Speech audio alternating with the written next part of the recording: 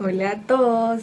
El día de ahora estaremos desarrollando el tema Hechos y fundamentación de las sentencias judiciales. Para los que no me conocen, mi nombre es Erika Yulisa Ávila Bustillo y desarrollaré dicha temática junto con mi compañero Carlos. Cuando hablamos lo relativo a los hechos y a la fundamentación, optamos porque sería adecuado dividir dicha temática en 3 capítulos.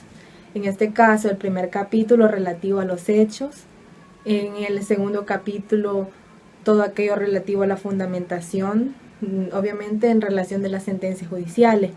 Y en un tercer capítulo nos pareció bastante interesante hablar sobre la estructura de las sentencias, en el sentido de que se optaron por 3 sentencias en las que básicamente lo que se recalcó de ellas fueron los hechos y cómo se fundamentaron, cómo fue la decisión de los jueces. Ahora bien, una vez dicho esto, podemos entrar de lleno a la temática. En este caso, en el primer capítulo, como les mencionaba, estudiaremos todo lo relativo a los hechos, diciendo de que el surgimiento de dicha teoría podemos remarcarla o decir que surgió gracias a los especialistas del derecho en Hispanoamérica, que empezaron a interesarse por temas, en este caso novedosos, relativos a las acciones, omisiones, estados mentales, entre otros, que hoy en la actualidad nos sirven como una especie de razones en las cuales los jueces basan sus decisiones judiciales. También porque de alguna manera el estudio de dicha temática nos ayuda a ver o a diferenciar, conocer cómo será la verdad dentro de los hechos. Es decir, si todos aquellos hechos que se presentan dentro de un proceso, dentro de una sentencia, son o no verdaderos.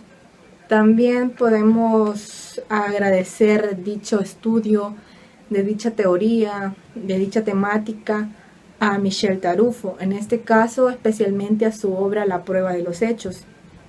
Una vez mencionada dicha obra, podemos decir que en ella se encuentra todo lo relativo a la prueba y los hechos, en la cual destacamos a la verdad como un criterio que debe estar presente siempre, por lo que podemos decir que es una conditio sine qua non, es decir, una condición sin la cual no, es algo que no puede faltar dentro de un proceso, dentro de una sentencia, dentro de un hecho, dentro de una fundamentación. Por lo que nos dirigimos siempre con Tarufo, y es que él establece de que para ponerle fin o la finalidad de todo un proceso es basarse en una decisión justa. Por lo que podemos decir que este criterio de veracidad que hemos dicho que debe estar presente en todos los procesos y en todas las circunstancias o hechos es un, por así decirlo, criterio imprescindible, es decir, debe estar presente siempre, lo cual genera muchos problemas, por lo que podemos, digamos, mencionar algunos, pero antes de ello podemos formularlos. Nos hemos formulado la siguiente pregunta: ¿cuál es el problema de los hechos y la prueba? Bajo este interrogante denominaremos problemas de los hechos a aquellos relativos o que resulten de la aplicación de las normas jurídicos generales, también a la verdad de las proposiciones con contenido empírico que de cierta manera forman parte de las sentencias. También podemos catalogar como problemas a aquellos hechos sometidos a evaluación judicial en materia de litigio, bajo el sentido de que estos se relacionan con la verdad formal, verdad material y verdad procesal, los cuales se representan en el derecho, y básicamente se genera un problema porque resulta difícil muchas veces identificar qué tipo de verdad, qué tipo de hecho es el que vamos a utilizar o de qué manera se va a fundamentar en relación a la acción cometida por una persona.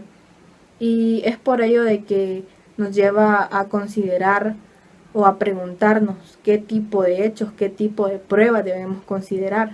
Pero ese es un tema que desarrollaremos a medida el desarrollo de dicha temática. Que una sentencia, si no está bien justificada bajo este criterio, bajo y está más que todo en relación a lo que se les ha mencionado, que únicamente existen problemas en base a normas, mayormente, ¿verdad?, a las normas jurídicos generales, y es decir, que una sentencia que no esté bien justificada, bien fundamentada, será en rigor pues básicamente una sentencia arbitraria.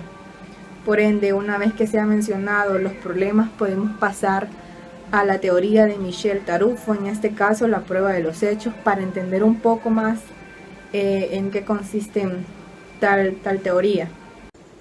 En mencionada teoría, Tarufo nos habla sobre qué debemos entender por derecho en relación a la correcta aplicación de este, y básicamente nos dice que consiste en comprobar si se ha realizado, si es verdadero el supuesto de hecho, asimismo si se ha extraído de este la consecuencia jurídica, normativa como tal.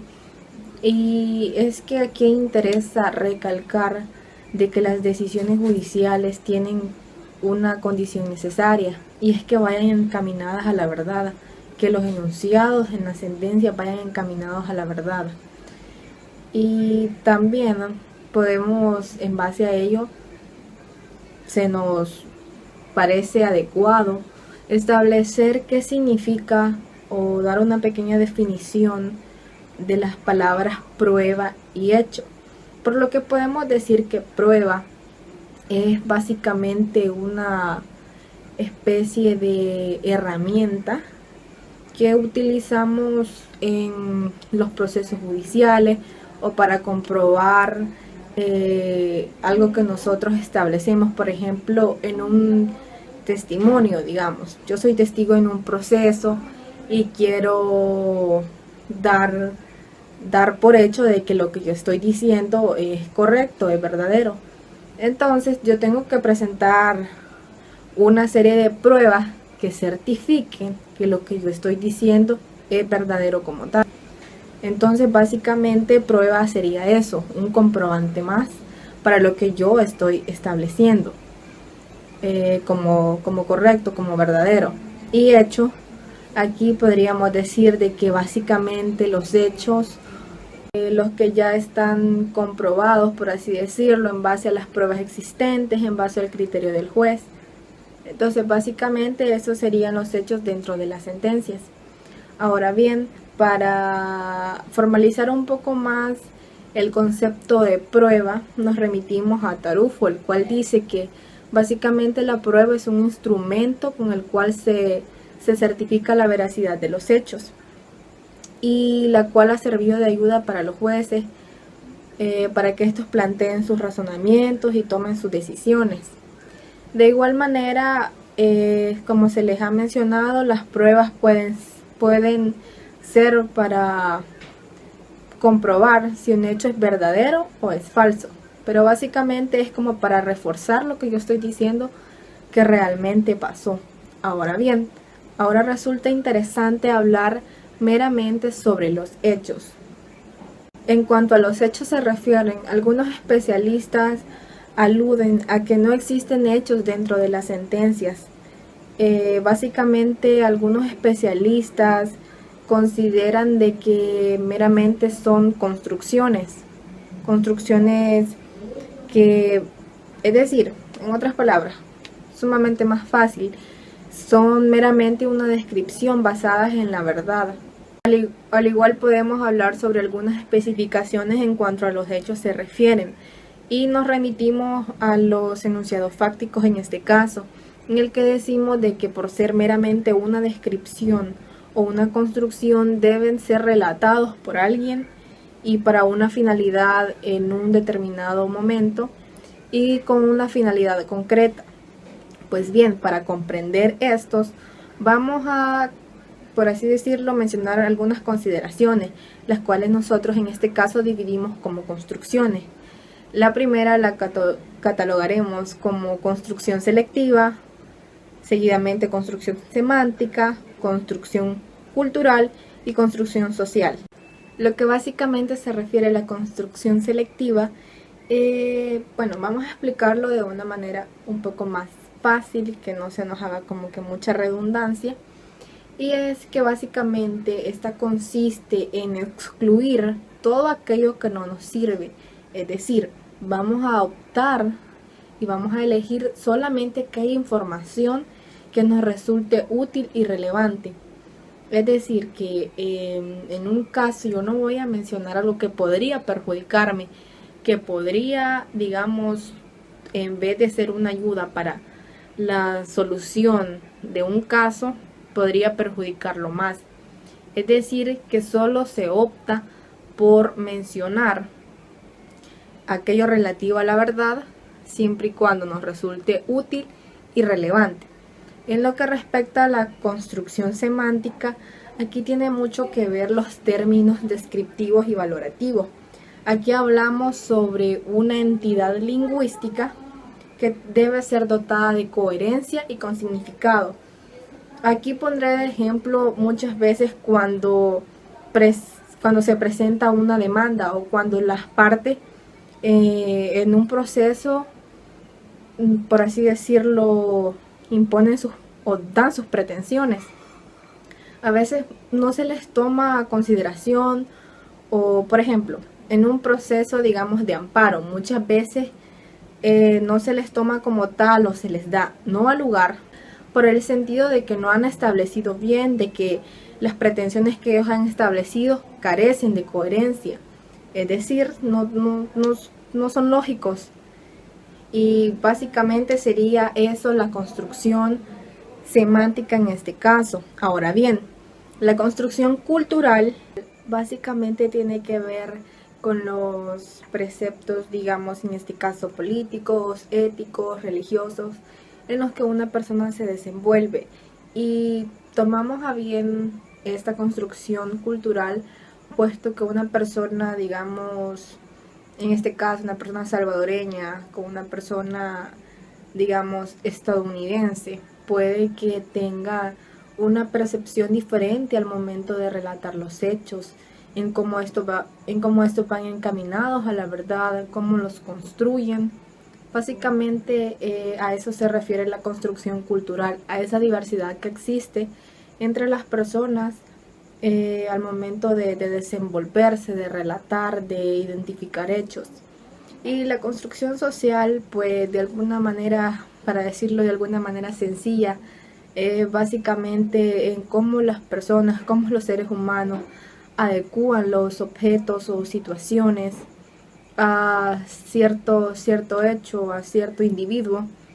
En este caso podríamos decir de que es como la persona adecúa hechos o cómo los hechos o determinados contextos sociales se adecúan a determinado individuo en base a la realidad, a lo que está sucediendo. Básicamente esta sería la construcción social.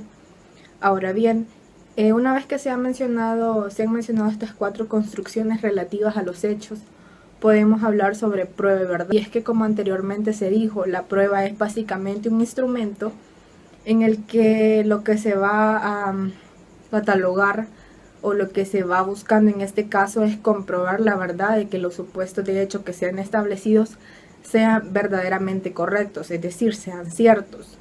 Y básicamente las pruebas sirven para comprobar la falsedad y la verdad. La verdad se comprueba en este caso con la prueba, digámosle, pruebas correctas, contundentes.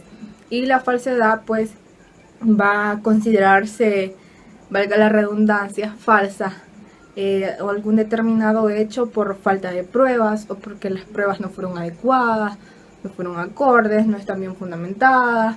Y pues básicamente eso sería el capítulo 1. Espero les haya servido mucho y espero no haberlos aburrido con dicha temática. Ahora los dejaré con el capítulo número 2 relativo a la fundamentación en las sentencias judiciales con mi compañero Carlos.